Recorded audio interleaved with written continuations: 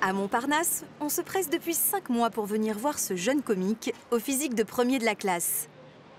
Un petit blond qui a un don pour faire rire les femmes aux éclats, car il les imite à merveille. Comme ça.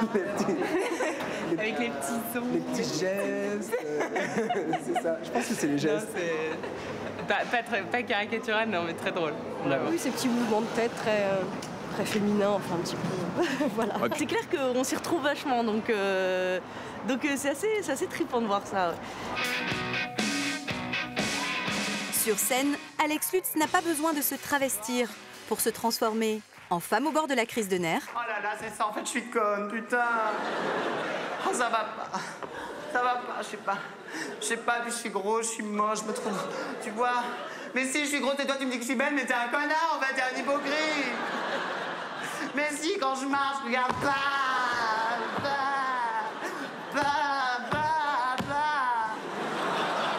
Ou en vendeuse, très peste, un de ses sketchs les plus célèbres. Ouais, c'est pas mal. C'est pas mal, tout à fait. Mais là, on est déjà sur des tailles un peu supérieures à la moyenne. Ce serait peut-être plus judicieux de miser sur un sportswear sympa. On a une collection très décontractée à l'étage, qui correspondrait sans doute mieux à votre nature. Ah non, vraiment, je ne préfère pas que vous passiez quand même le 42 au cas où. J'ai été correcte avec vous, je vous demande d'être correcte avec le produit. À 34 ans, ce père de famille s'est imposé dans le one-man show. Merci, on vous rappellera. Ok, donc t'es blond, t'es petit, t'es allemand. C'est chiant, hein, je te cache pas. Hein.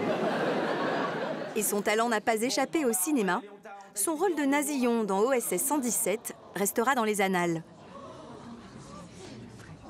Heinrich. Il n'y a plus de Heinrich.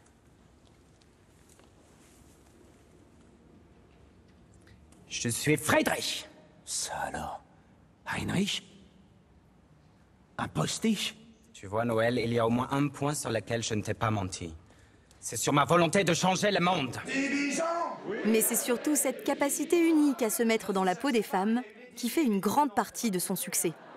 Ah, Lady de Nantes, elle était géniale, elle était très j'ai un blazer, je travaille dans la com. Ok, je check, je t'appelle, y a pas de problème, super. Un talent nourri par une observation minutieuse sur le terrain.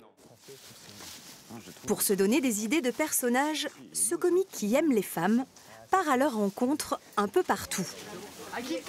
Dans les restaurants, les boutiques, mais aussi sur les marchés. Avec son metteur en scène, qui est aussi son meilleur ami, ils se font dans la masse et n'en ratent pas une. Oui. Là, il va se régaler de cette conversation entre deux vieilles dames qui tournent au dialogue de sourdes. Les petits enfants vont bien? Ça va. À part que j'en ai une à la maison parce qu'elle est malade et sa mère. C'est bien pour toi. C'est très bien. Elle s'écoutait pas toujours. Elle s'écoutait pas toujours. T'en as combien? Toi, oui. Immédiatement, il s'amuse à rejouer la scène. Toi, oui. Il est malade, c'est bien. Bah, c'est bien. Alex Lutz se met aussi dans la tête de certaines et improvise ce qu'elle pourrait dire. Cette femme, avec un bonnet coloré qu'il pense africain, l'inspire beaucoup. Ah, j'ai toujours apprécié les arts africains. Ça, depuis le début, j'apprécie les arts africains parce que pour deux raisons. C'est que je trouve qu'on est souvent raciste bêtement. Alors qu'ils font un artisanat. Ils font un artisanat formidable et moi j'en prends toujours leur chapeau, j'adore leur chapeau. Donc c'est pas la peine de discuter, c'est ce qu'il y a de plus chaud. Voilà. Tout ce qui va être Pérou, tout ce qui va être Afrique, tout ce qui va être un peu étranger. Ça me fait un petit peu voyager. Ça me fait voyager, voilà. Donc. Mais aujourd'hui, sa bonne trouvaille, c'est cette marchande à la langue bien pendue. C'est moulé à la louche et tout, c'est pas de l'embouti, voilà. Enfin, en même temps, ça s'est mis à l'étière. Hein, pas... Ah oui. C'est un peu grand. Des crêpes. Une crêpe, c'est 28 en principe. Oui, c'est vrai. Une crêpe, c'est 28. Ah bah, la crêpe, c'est 28. Après, c'est un pancake. Mais une crêpe, c'est 28. C'est un blinis.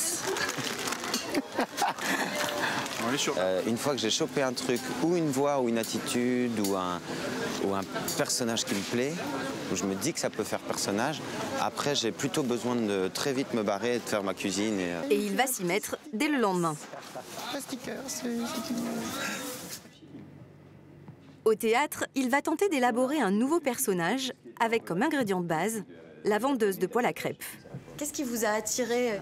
Chez la crêpière? Ah, c'est gouaille. C'est la gouaille qui est démente. Elle parle comme un bonhomme, quoi.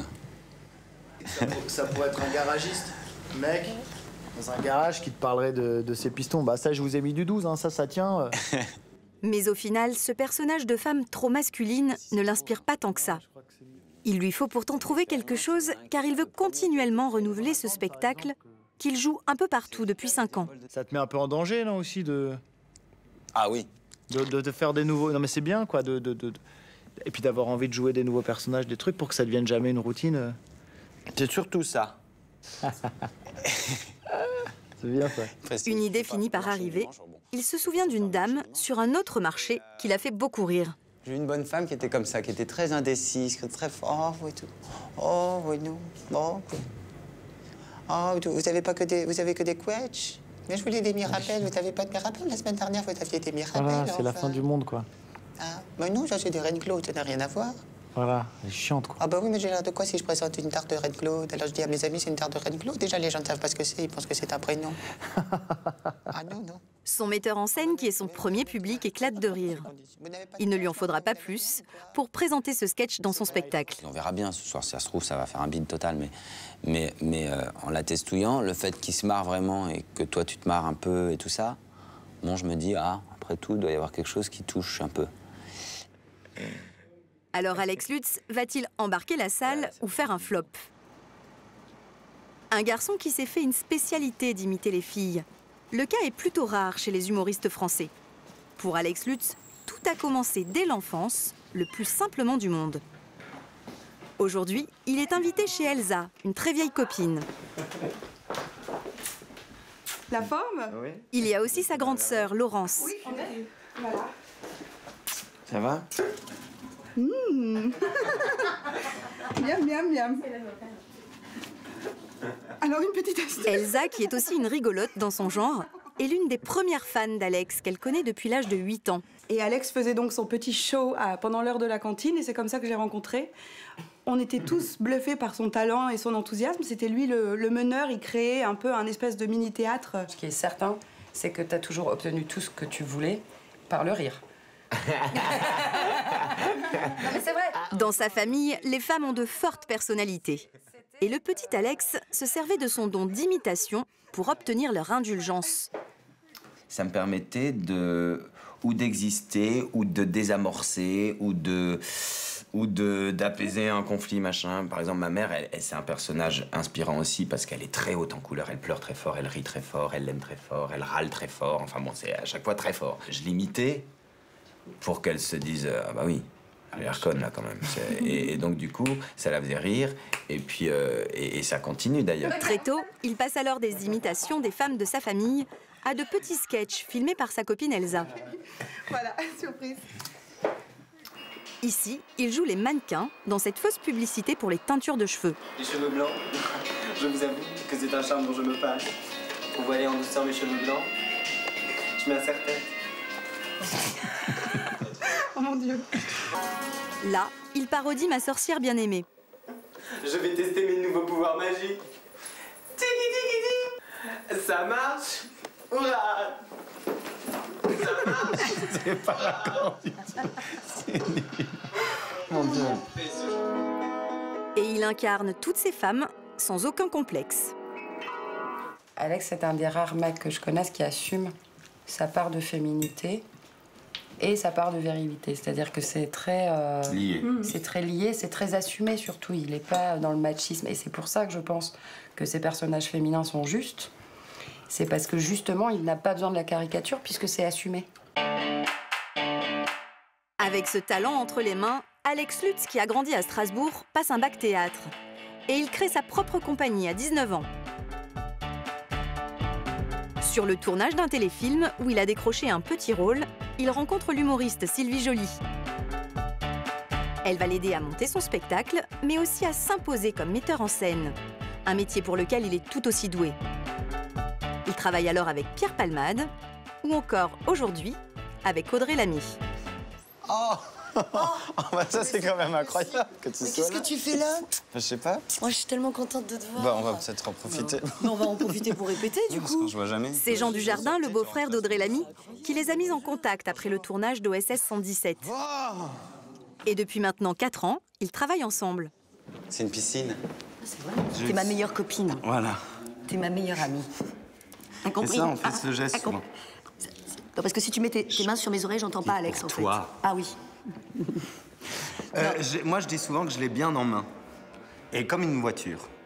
Regarde, hop. C'est pas gentil de me toucher les cheveux comme ça, parce que je vais être complètement décoiffée. Non, parce qu'après, je peux faire T'es ça. pas gentil. Et hop, tu vois, hop, je peux faire plein de trucs. Alex Lutz a coécrit et mis en scène son spectacle actuel.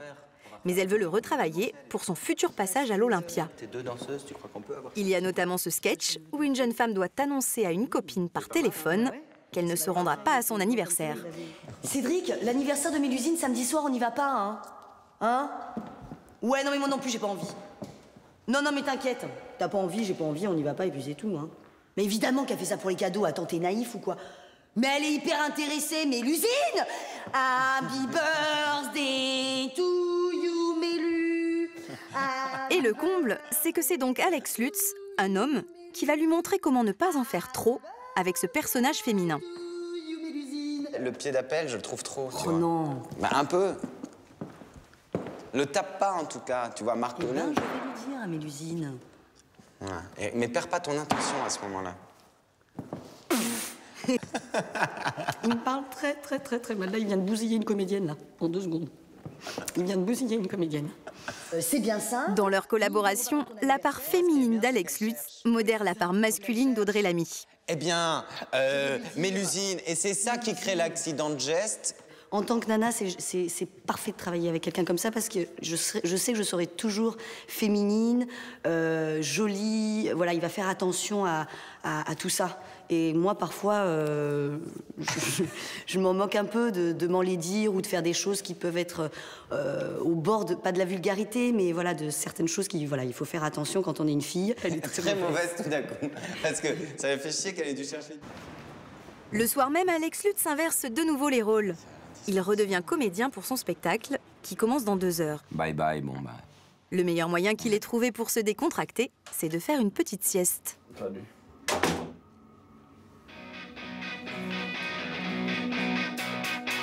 « 21h30, il rentre en scène. C'est le moment de vérité. Ce personnage qu'il a repéré sur un marché, la cliente qui hésite entre les Quetch et les Reines Claude, va-t-il faire mouche? J'ai vu une bonne femme comme ça au marché, je fais le marché. C'est une information, vous en faites ce que vous voulez, mais... Le marché, elle était aux fruits et légumes, elle savait pas. Elle est très vieille, qui prend beaucoup de temps. On était 720 derrière. Non, bah c'est quoi, je voudrais des couettes. En hiver, des couettes. J'aimerais des couettes. Vous avez des couettes? Non? Ah, bah non, bah c'est bête alors. Non. Des quoi? Des comment vous appelez? Des Reines Claude? Ah bah non, on dirait un prénom. Non, j'aurais l'air d'une conne. Non. Depuis le balcon, son metteur en scène le couvre du regard. Et le public suit. Peut-être des pommes, non? Elles sont bonnes, vos pommes? Montrez voir vos pommes.